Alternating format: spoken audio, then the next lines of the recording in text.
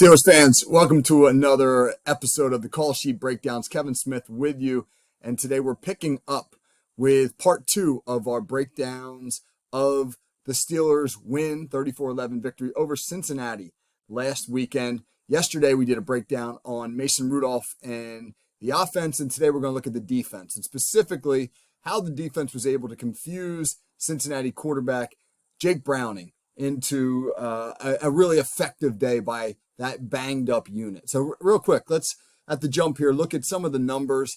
The defense against Cincinnati produced 3 interceptions, 3 sacks, gave up just 11 points. They did so in large part by holding Cincinnati to just 6 out of 15 conversions on 3rd and 4th down. So they were able to get off the field on those crucial downs.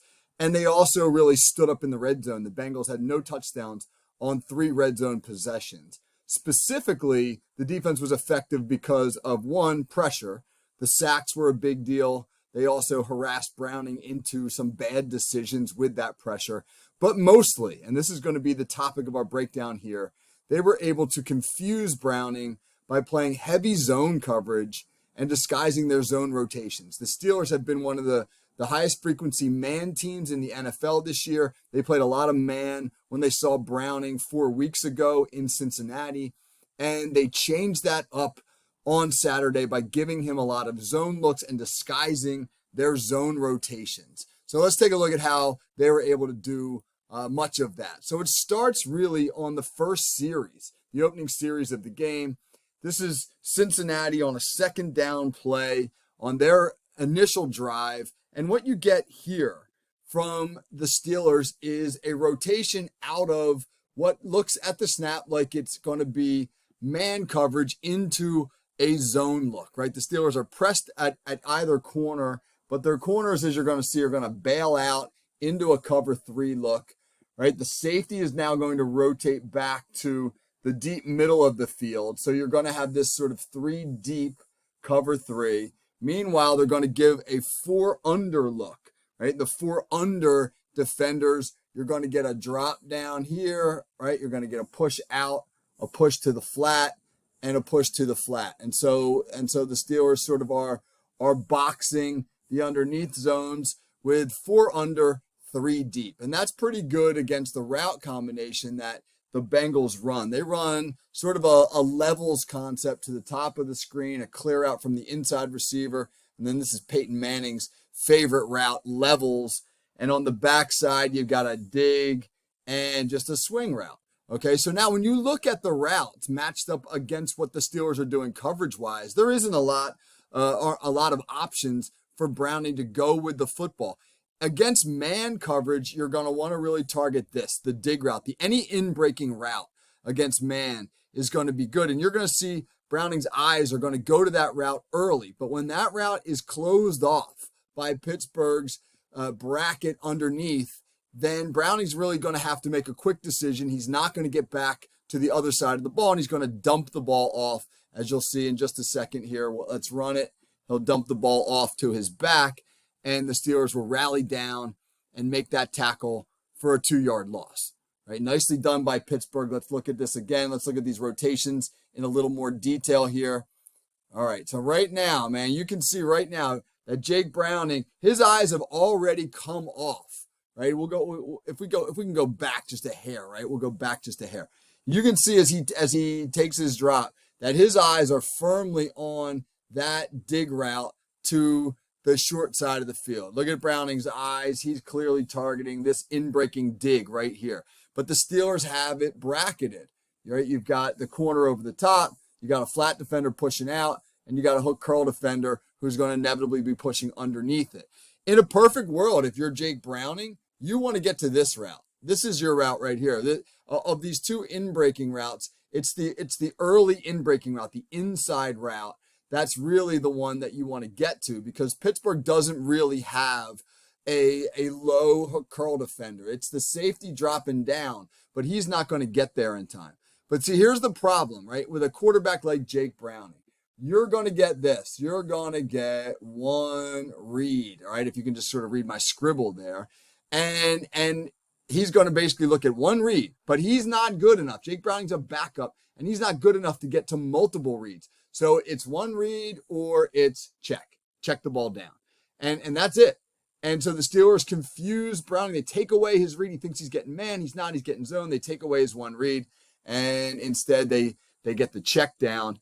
And Michael Walker rallies down to knock the back out of bounds for a 2-yard loss. And that brings up now 3rd and long for the Bengals. And then here's the very next play.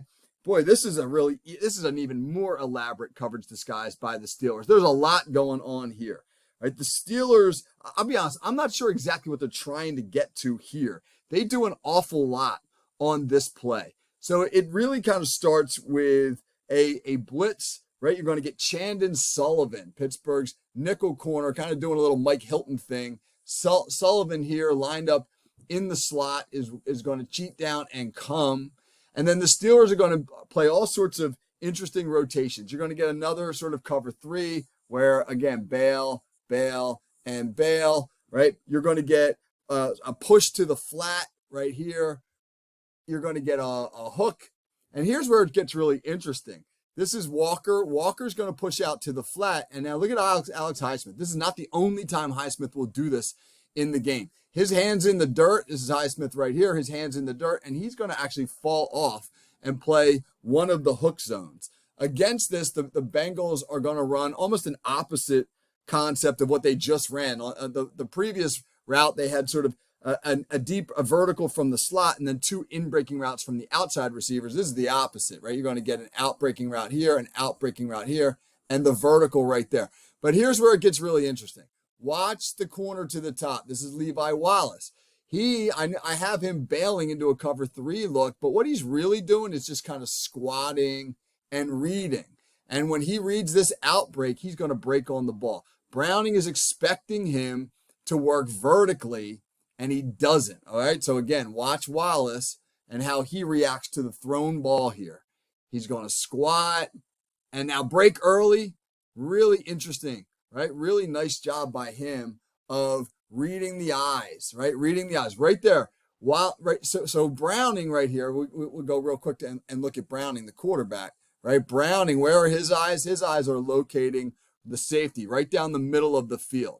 So when he sees the Steelers getting into this deep rotation, he's thinking this is going to be cover 3, right? Here's this safety pushing deep. Here's the other safety starting to take a drop to a deep hook curl zone. He's anticipating, hey, this is going to be cover 3. He's not expecting, right? Not expecting up here Wallace to squat in the flat. He figures Wallace is bailing and that's his flat defender and I can target this route right here. And he's going to be wrong, and Wallace almost picks it. So again, great coverage disguise from the Steelers.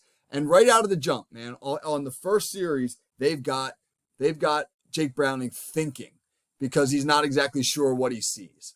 All right, so later in the first half, the Steelers get the first of this is actually the second of their 3 interceptions. The first of their 3 is a really terrible decision by Browning where he just throws the ball up in the end zone, and Patrick Peterson picks it off.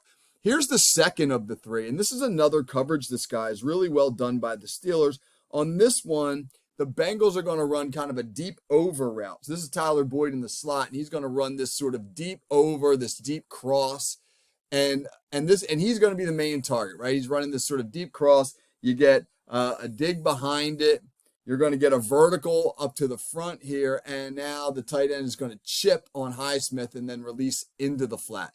The Steelers, interestingly, again, right, they're showing something that looks like man, right? You got Chandon Sullivan up here pressing. You got press here. You can't press the stack, right? So you're a little bit off on this side of the field, but still, it looks like man with a single high safety.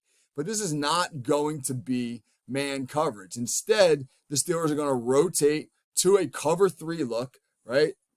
Deep third, deep middle, bailing all the way out to the deep third.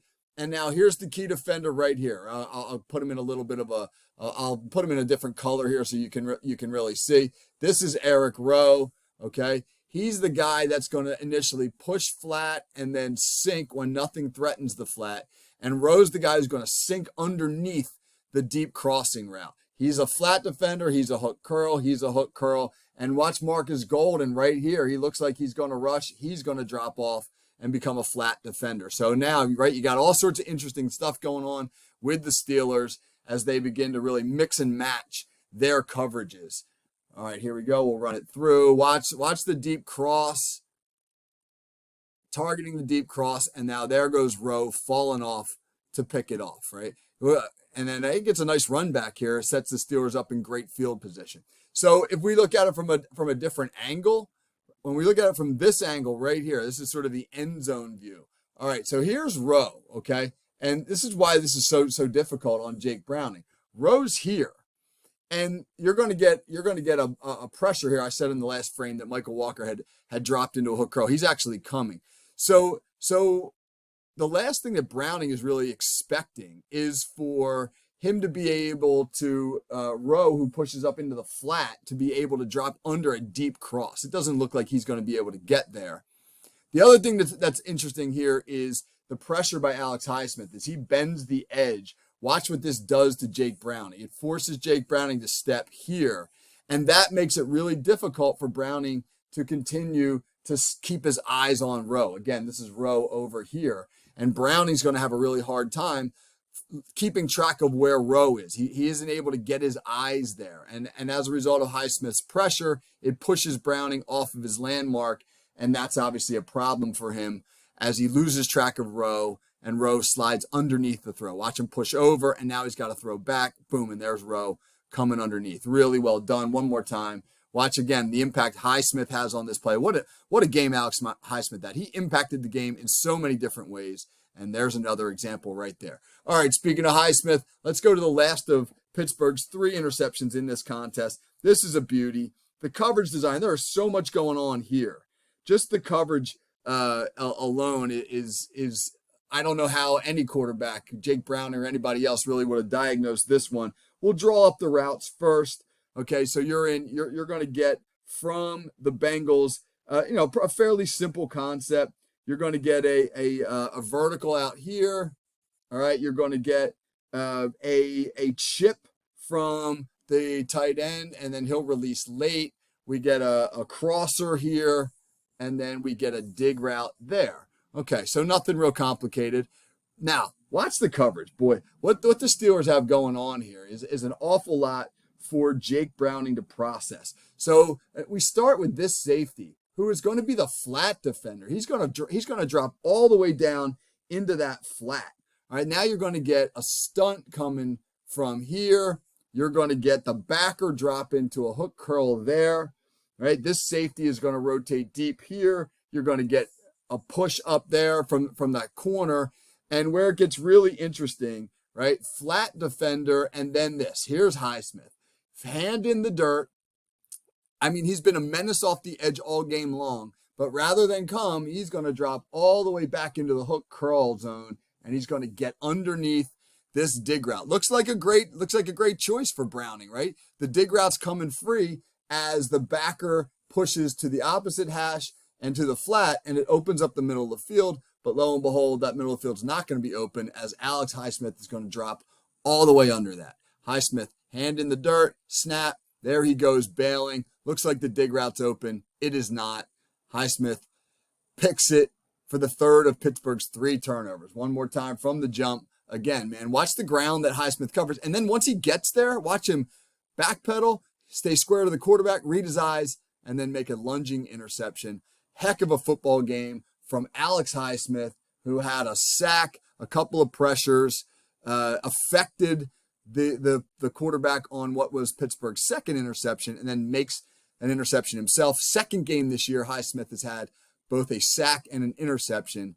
Between he and TJ Watt, there are no better bookend pass rushers in the league, no duo in the league as good as Pittsburgh's. So great job by the defense, and an especially great job considering all of the new pieces that they had to plug in there. Rowe and Miles Jack and Chandon Sullivan getting a bigger role. Lots of Patrick Peterson bumping over to start at safety for just the second game in his career.